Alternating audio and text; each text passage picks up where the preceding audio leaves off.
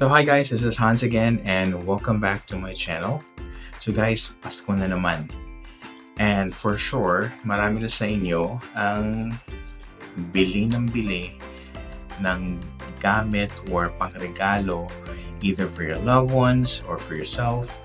And perhaps some of you guys nakakalimutan ng i-check kung magkano na yung total damages for this month. Alright, so today pag-usapan natin dalawa sa in-house installment options ng UnionBank to help you manage your finances. So para pagdating ng bill nyo and hindi nyo kayang bayaran ng buo, alam nyo na yung gagawin. So stay tuned and let's learn together what are these two easy features ni UnionBank.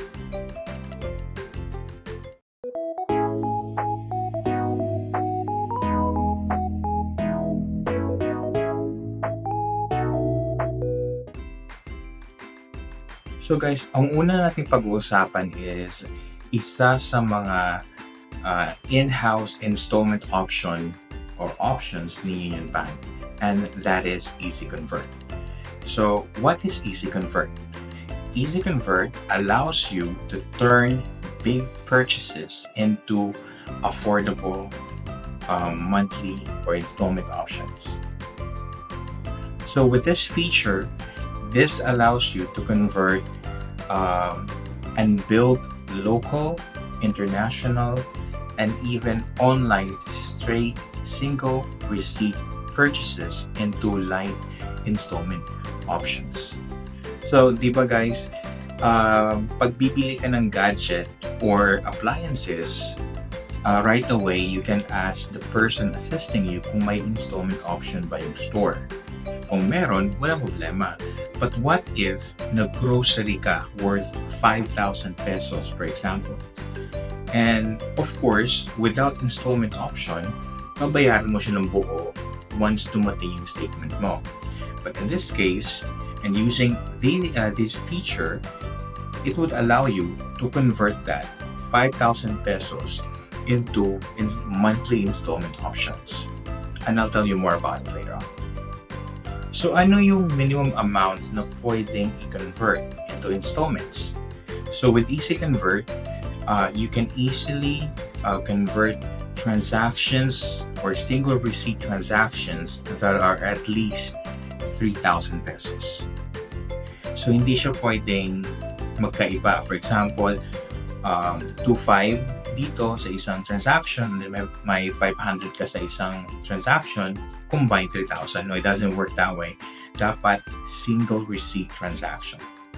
So what do you mean when you say unbilled retail purchase?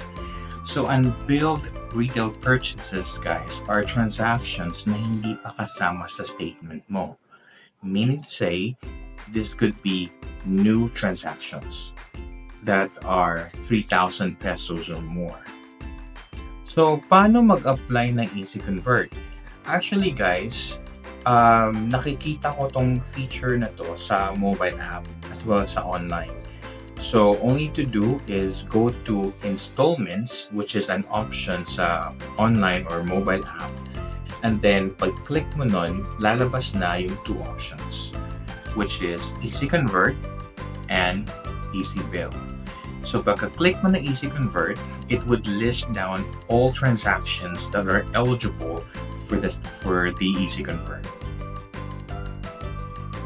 So ilang transactions ang pwede mo i-convert for EasyConvert or i-convert to installment basis? Actually, it would be as many as you wish.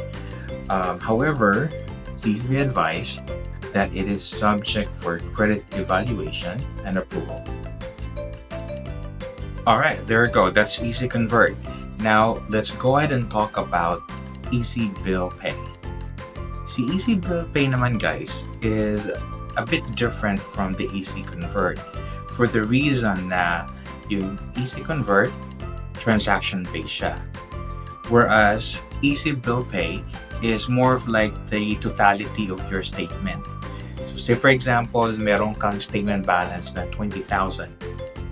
the EasyBill Pay will give you the option to convert, for example, 18,000 of that 20,000 into installment basis. So, magiging 18,000 siya plus applicable fees. And this is how it would look like. So, si EasyBill Pay granted me 21,500 something and some change. But what I did is convert ko lang 21,400 para even lang yung amount.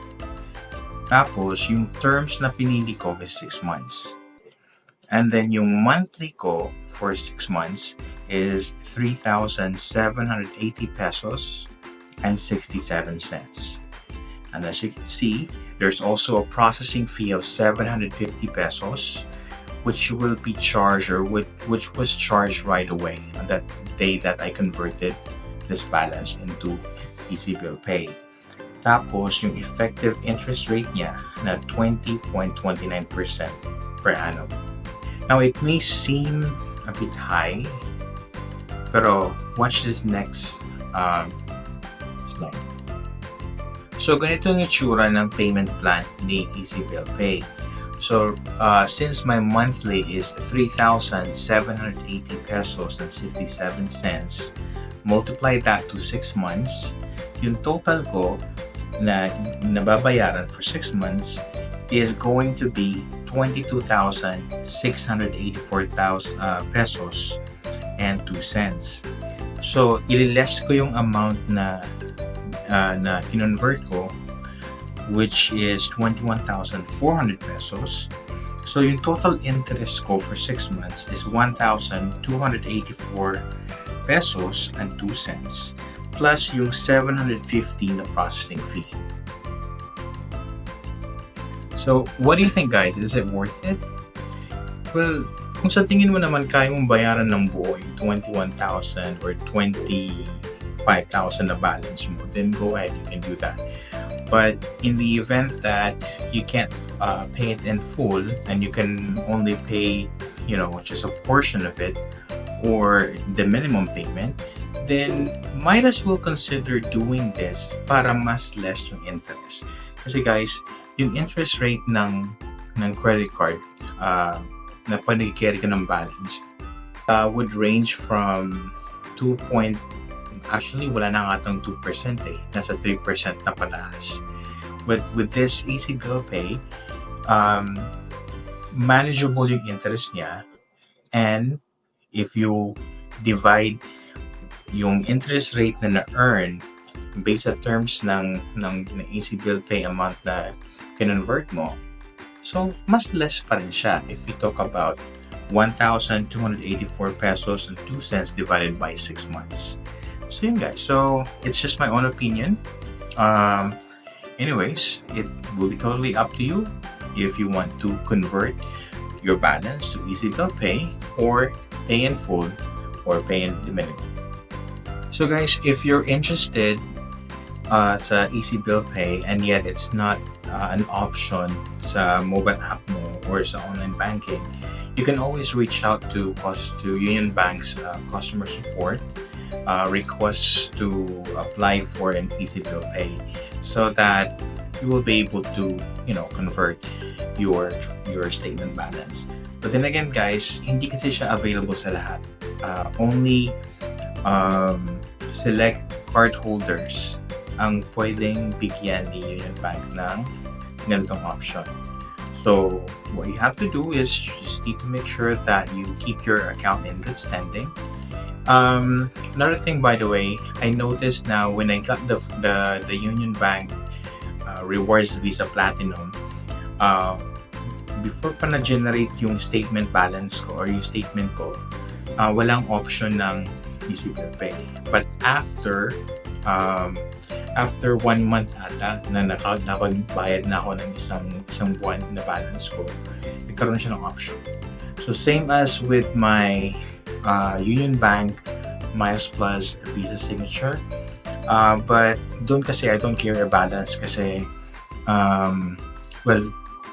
like what I said, ang principle ko is not to pay interest but I'm doing this for you guys so that you will have visibility of these features or this feature ni Union Bank na pwede mong gamitin in case you want to carry or you want to pay not the full amount but a portion of your statement balance. So yan guys. So if we talk about the payment terms, marami siyang option. In my case, ginamit ko yung 6 months kasi yun yung pinaka maikli nilang terms. Wala ata silang 3 months. So 6 months yung pinaka maikli. And like I said, tinry ko lang siya so that I can create this type of content or this video for you guys. So meron siyang 12 months, 18 months, actually up to 60 months yung terms niya. But then again guys, just like any other loan or installment, syempre, mas mataas yung maging interest mo the longer you pay for the balance, or the longer you pay for your transaction. So, kayong bahala if you think na you can manage to pay a smaller amount for longer terms, but again, high interest, it will be totally up to you guys. Alright, there you go guys. So right now, let's summarize everything that we've talked so far. So EasyConvert lets you convert transactions that are at least 3,000 pesos or more, while EasyBill Pay allows you to convert a portion of your statement balance, depending of course of your eligibility and the approved amount. Both can be applied and can be requested by reaching out to UnionBank's customer support. Both are subject to credit evaluation and approval. Both have flexible payment terms. And of course, both have fees and interest. So you guys can, decide which one is better. You can actually have both, if it's available. But then again, guys, you always have to think twice, 100 times actually. If you have the funds anyway to pay your balance in full, then might as well do that.